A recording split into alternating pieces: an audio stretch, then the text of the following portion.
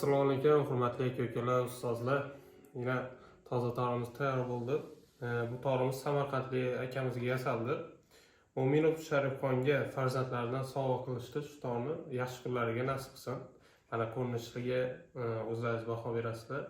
Kosaga yarim oy shaklda qilib, ikki qator tomchilar bilan birga chiroyli qilib yasab berdik.